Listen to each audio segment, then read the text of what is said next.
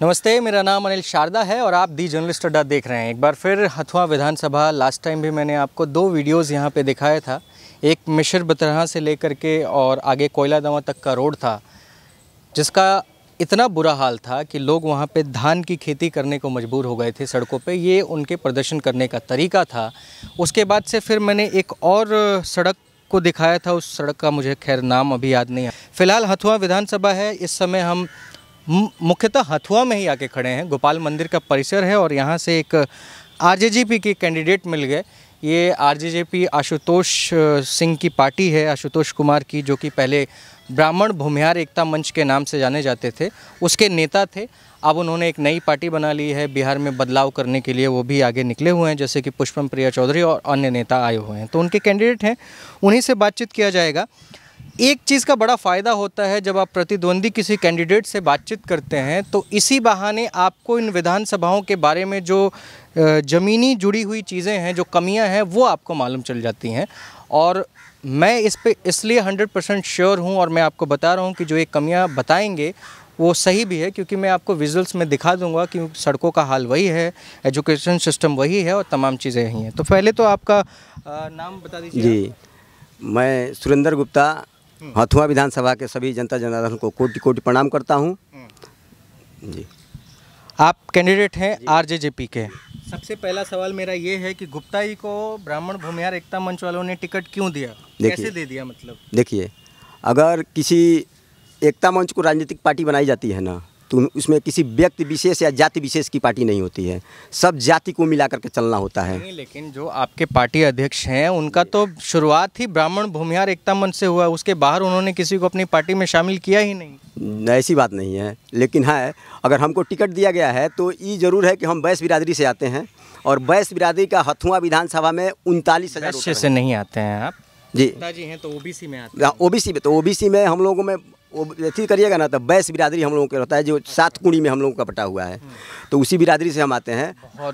बहुत भारी ये कास्टिसिज्म है। हालांकि इलेक्शन है तो आपको बता देना भी ज़रूरी है, लेकिन एक जाति के भीतर 7-7 टाइप के अलग अलग मतलब एक टायर होते हैं, उस टायर में लोग आते हैं। तो आप समझिए कि जातियों का जो एक दंश पूरा का पूरा भारत झेल रहा है पुरातन काल से, वो कितना बड़ा होगा। जी, आगे अपनी बात पूरी कीजिए। जी, तो हम माने बैस बिरादरी से आते हैं और बैस बिरादरी का वोटर हथुआ विधानसभा में 39,000 हैं।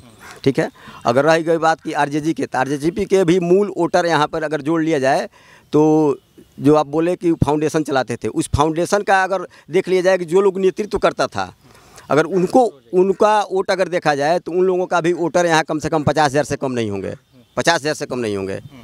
अब बाकी तो सब जात के लोग हमारे साथ ही हैं। अच्छा, ये बताइए यहाँ की समस्याएं क्या हैं, मुख्यतः समस्याओं पे चर्चा की जाए। जी, देखिए, यहाँ 15 साल चचा और 15 साल पप्पा का राज रहा है। 15 साल चचा जी राज किए और 15 साल बबुआ के पप्पा जी राज किए। लेकिन यहाँ देख लीजिए, पूरा विधानसभा में, आप हथुआ विधानसभा में घूमे होंगे, रोड का स्थिति इतना ख़राब है कि आप अगर बरसात के दिन में घूमिए तो आप पैदल भी पार नहीं कर सकते हैं कि कहाँ गड्ढा है और कहाँ सामान्य स्थिति है। तो अब हम जानना चाहते हैं इस सरकार से कि 15 साल में आपने तो हथुआ विधानसभा के रोड नहीं बना पाए। इतना तो जरूर हुआ, विधायक को मंत्री बना दिए। चलते चलते बात करते हैं सड़कों जी, विधायक जी को यहाँ से जिता करके आप मंत्री बना दिए, लेकिन विधायक जी यहाँ के रोड के कंडीशन को नहीं सुधार पाए। तो यहाँ पहली बात कि रोड की पहले बढ़िया से सब एथी होना चाहिए। श्रीपुर वाला रोड देख लीजिए, आप उठाए भी थे, कह रहे थे कि श्रीपुर से लेकर के कोयला दमा से आप देख लीजिए कि आपका इधर कुसौंधी तक इतना कंडीशन ख़राब है कि आदमी बरसात के दिन में पैदल भी नहीं पार कर सकता है। जी, तो ये सड़कों का हाल हो गया। तो विधायक जी 15 साल में किए क्या? 15 साल में उनका अपना विकास हुआ है और क्या। कैसा विकास? अरे मान लीजिए कि पहले 1 गाड़ी से चलते थे, आज 5-5 गाड़ियाँ हैं। पहले अपना घर छोटा था तो और बड़ा बन गया। यही तो अपना विकास, पर्सनल अपना विकास हुआ है। और समस्याएं बताइए, और क्या क्या समस्याएं? और बहुत समस्याएं हैं। अभी मेडिकल के क्षेत्र में ले लीजिए आप, तो मेडिकल के क्षेत्र में इतना बुरा कंडीशन है, जो भी माने मंत्री रहा हो, स्वास्थ्य मंत्री, कि अभी किसी को ऑक्सीजन की ज़रूरत पड़ जाए, अगर वो सरकारी हॉस्पिटल में चला जाए तो पता चलता है। अभी कुछ दिन पहले एक व्यक्ति को एक अपराधी ने गोली मार दिया था और वो गोपालगंज पहुँचे, तो गोपालगंज ऑक्सीजन के अभाव में उमर गए। ऑक्सीजन था ही नहीं उस समय। तो बताइए, ये कंडीशन है माने जिला लेवल के हॉस्पिटल का। तो गोली किसने मार दिया? अरे एक थे टीचर जो टीचर का काम करते थे बेचारे कलर का, और उसमें किसी अपराधी ने मारा था गोली उनको, लेकिन वो उस समय पेपर में भी निकला था कि ऑक्सीजन के अभाव में वो मर गए, कि हॉस्पिटल में ऑक्सीजन नहीं था। तो ये बताइए, अभी यहाँ भी जाइएगा तो पता चलेगा कि ऑक्सीजन के लेकर जाइए तो पता चलेगा कि ऑक्सीजन है या नहीं है, आप कहीं और लेकर जाइए। ये हाल है बिहार के हॉस्पिटल का। कोई व्यवस्था नहीं है, कोई व्यवस्था नहीं है, एकदम हर मोर्चे पर ही सरकार फेल हो रही है। दारू तो बंदी हो गया है तो सरकार फेल कैसे है? सड़कें सही हैं। जी, तो अब बताइए, दारू का कंडीशन देख लीजिए। दारू तो खैर सरकार के नज़र में बंद है, लेकिन अभी ध्यान दीजिए कि अब होम डिलीवरी होता है, होम डिलीवरी। सब जितना हमारे सरकार के नामुंदे हैं सब जानते हैं, सब पुलिस विभाग के लोग भी जानता है कि किस गांव में दारू बिकता है, लेकिन वो पकड़ नहीं सकता, क्योंकि उन लोगों को अपना एक एक्स्ट्रा कमाई बनी रहती है उससे। अच्छा जी, तो दारू पे फिर सरकार एक तरह से तो फेल है बिहार में, तो मतलब यही है। तो क्या लगता है आपको कि जो प्रशासन है उसके संरक्षण में भी ये दारू की बिक्री हो रही है, या फिर 100% प्रशासन के संरक्षण में दारू बिकता है, इतना जान जाइए। अगर प्रशासन चाह दे तो किसी के थाने में, किसी गांव में हिम्मत नहीं है किसी का दारू बेच दे, लेकिन फिर जब वो बंद करेगा तो पैसा कहाँ से आएगा उसका? वो लोग तो मंथली लेता है, इतना जान जाइए, मंथली लेकर के अपना बिकवाता है। अगर इस टाइट कानून का पालन वो लोग करते तो एक भी बोतल कहीं नहीं मिलता। जी, खुलेआम अभी बिक रहा है, खुलेआम बिक रहा है। प्रशासन के नज़र में आंख बंद किया हुआ है कि नहीं बिक रहा है, लेकिन लोग फ़ोन करके भी मंगा लेते हैं। अच्छा, एक चीज़ हमें बताएं आप कि एजुकेशन के पे बातचीत आप लोग कर रहे थे। अभी गोपालगंज में यूनिवर्सिटीज़ को लेकर के जो युवा संगठन है वो काफ़ी बड़े पैमाने पर बहुत सारी चीज़ें कह रहा है और अलग अलग चीज़ें कर रहा है। एक शायद ट्रेंड भी चलने वाला है ट्विटर पे।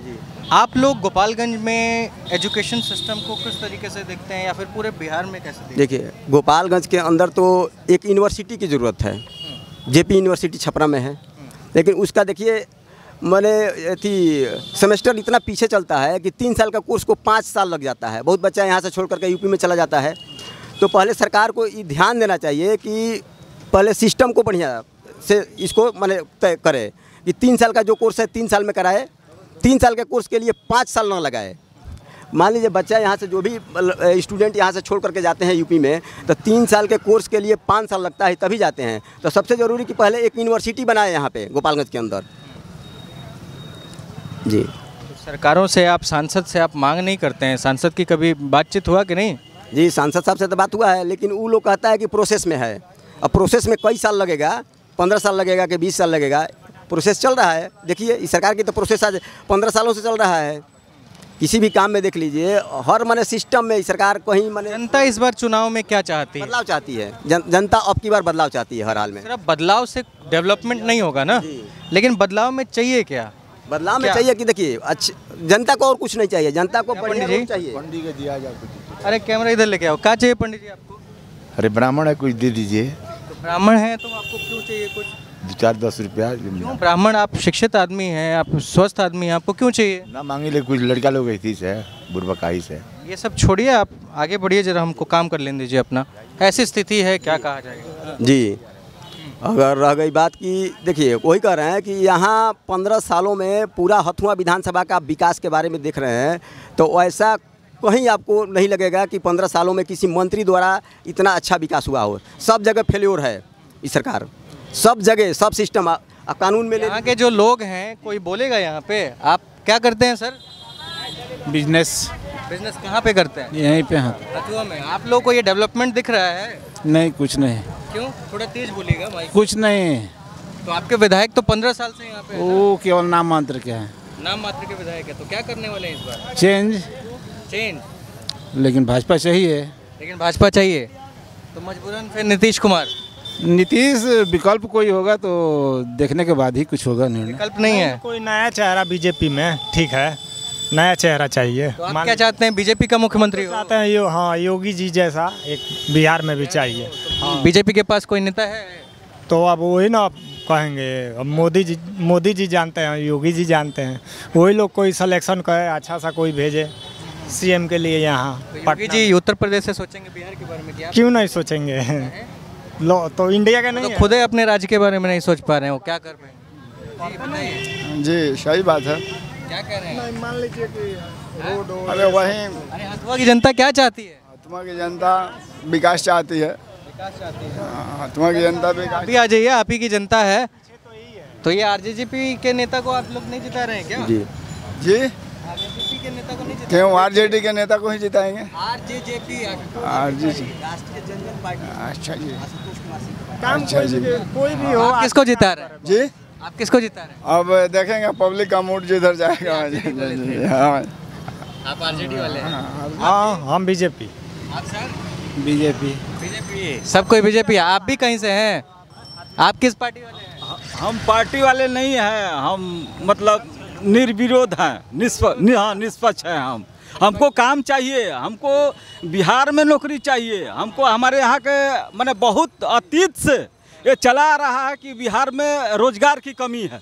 तो हम चाहते हैं कोई ऐसी सरकार मतलब बने, ऐसे लोग आए जो कि यहाँ जुआ पीढ़ी को मतलब कि नौकरी का अवसर दे और यहाँ रोजगार हो और विकास हो। और क्या चाहिए? और क्या चाहिए? लोगों को रोजगार कमी है, रोड तो ठीक है, स्कूल भवन ठीक है, शिक्षक का बहाली होबे किया। तो हम चाहते हैं कि और जो नया बच्चे आ रहे हैं उनको रोजगार चाहिए। अच्छा, यहाँ पे हाँ हथुआ का मिल का क्या हुआ? कहाँ कुछ पार्टी कोई भी हो, पार्टी कोई भी हो, विकास चाहिए और रोजगार चाहिए। चीनी मिल के बारे में बताइए भैया। यहाँ के हथुआ का 20 साल से ज़्यादा हो गया। जी, चीनी मिल के लिए तो बन पड़ा जी के जमाने से बंद है। नीतीश जी कहाँ शुरू किए? तो वो भी तो शुरू नहीं किए, वही ना। भी बोले थे कि होगा, नीतीश जी भी बोले चालू, लेकिन चालू आज तक हुआ नहीं। जी, क्या लगता है चालू होगा? चालू होगा। राम सेवक जी ने कहा था कि हम चालू कराएंगे, हमको एक बार जिताइए, जिता भी दिए। पता नहीं अब क्या हुआ सरकार। हाँ, वो कह रहे थे। अरे नेताजी को पकड़ो यार, ये तो भाग रहे हैं। आइए आइए, अभी कहाँ जा रहे हैं आप? ये चीनी मिल वाला मुद्दा याद आ गया? हाँ जी। नहीं, चीनी मिल तो समझिए कि लालू जी चालू करते करते चले गए, सत्ता से बेदखल हुए। फिर नीतीश कुमार उसी भी तो लालू जी ही करवाए थे। तो उसी मुद्दा कानून लेकर के नीतीश कुमार जीत गए कि हम अच्छा चीनी मिल अगर चालू हो जाता है। पहली बात कि हथुआ विधानसभा में रोजगार का सबसे मेन एथी है कि चीनी मिल चालू हो जाता है तो हजारों लोगों का रोजगार मिल जाएगा। ये दोनों आदमी तो मिल करके 15 साल या 15 साल मिल करके। चीनी मिल का जमीन बिका गया है किसी और को, मालूम है? नहीं, अभी तो हमको मालूम नहीं है, लेकिन खैर आपके माध्यम से मुझे मालूम हो गया कि बिका गया है। तो आखिर जो चीनी मिल कभी शुरू नहीं होगा, अस्तित्व के बाहर है जी। तब सरकार भी अब की बार जाने वाली है। लेकिन अगर जनता धरने पर बैठे और सरकार को जागरूक करे तो शायद वापस आपको मिल जाए। देखिए, चीनी मिल का मुद्दा आज से नहीं 15 सालों से कंटिन्यू उठ रहा है कि चीनी मिल को चालू किया जाए। किसान का सबसे नकदी फसल गन्ना होता है कि गन्ना बेच करके वो अपना कोई भी इमरजेंसी काम कर सकता है। लेकिन सरकार देखिए अपने कानों में रुई ठूस करके बैठी हुई है कि 15 साल में आज तक चीनी मिल नहीं चालू कर पाई। तो इसलिए हम तो जनता से अपील करेंगे कि आप लोग बदलाव करिए, सिस्टम को ही चेंज करिए। जब तक चेंज नहीं होगा तब तक विकास नहीं होगा। ये दोनों आदमी मिल करके बिहार को बेरोजगारी का फैक्ट्री बना दिया है। आज 67% जुआ है इस एथी के अंदर, बिहार के अंदर। पूरा इंडिया में सबसे ज़्यादा 67% जुआ है, लेकिन सबसे ज़्यादा बेरोजगारी है तो यहाँ पे है। अगर हम कहते हैं कि हम अगर वोट देंगे बिहार में तो हमको रोजगार भी बिहार में चाहिए। हम अगर जिस विधायक को जिताएंगे यहाँ से तो हमको रोजगार भी वही देगा।